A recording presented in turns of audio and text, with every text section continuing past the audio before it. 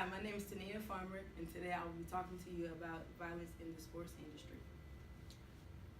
Violence is a behavior involving physical force or damage to someone.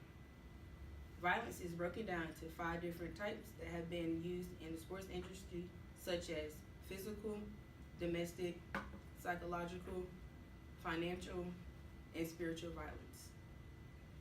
To begin with, physical violence is explained to be when someone uses a part of their body or an object to control a person's action. Physical violence isn't always dismissive. For instance, sports like football and rugby, you are required to be violent. Positive physical violence is when an offensive lineman is tackling and blocking the opponent because their job is to protect the quarterback and the ball. On the other hand, domestic violence is the act of having violent or aggressive behavior, mainly taking place in a private and home area. It involves the use of excessive physical harm against an individual. Numerous players have been charged with domestic violence for abusing their spouse. Of the 4 major leagues, the NBA, NFL, NBL, and NHL, the NFL is the only league to have a specific policy of domestic violence.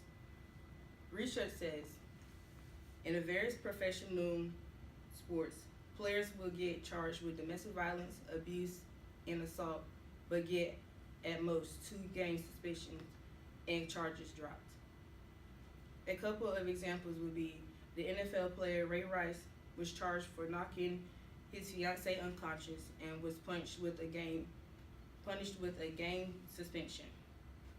Statistics show domestic violence in the NFL's worst category with 83% with an arrest rate of 55.4%. The percent is 4 times worse than the league's rate of all offenses, which is 13%. NHL Avalanche goaltender Simon Varlamov was charged with assault after aggressively bruising his girlfriend. His charges were dropped and he was not disciplined. Lastly, MLB Mets player Francisco Rodriguez punched his girlfriend's father during an argument. He was suspended by the Mets for 2 games and put on disqualified list due to an injury that happened during the incident. He returned to the Mets the next season and charges were dropped. He faced no disciplinary action from the MLB. As pointed out by Lindsay H. Jones, in 2013, of the 84 arrests between 2000 and 2013 for domestic violence, no player received more than a 2-game suspension. Next, psychological violence is when someone uses threats and causes fear in an individual to gain control. For example, Colin Kaepernick started kneeling during the national anthem to protest against police brutality. Kaepernick was getting threats of violence, verbal aggression, and became a free agent. In fact, this brings up the financial abuse he was receiving from the NFL. Eventually, he became the new face of Nike's Just Do It campaign and had a wave of players following him. This caused controversy with the president, and the NFL announced that if players continued to kneel, they would be fined. This brings up the point that these players are not allowed to make decisions based on how they feel because they are being constricted by the fear of losing not only their financial means but essentially their livelihood, which aligns with how psychological violence is used in the sports. Finally, spiritual violence happens when someone uses an individual's spiritual beliefs to manipulate or control that person. It allows the person to follow her and his preferred spiritual or religious tradition, such as Steph Curry. Curry signed with Under Armour because they were the only brand that would allow him to put a Bible verse on his shoes. Steph put his faith in front of the money and popularity. He also put God first in and in this case, Nike and Adidas did not accept his Christianity and the fact he carries his Bible everywhere. As a result, Steph signed with someone who respected his religion, showing how even sponsors that endorse these major leagues use their own forms of violence within the sports industry. Overall, violence can be portrayed in several ways. In the sports industry, violence is used physically, domestically, psychologically, financially, and spiritually.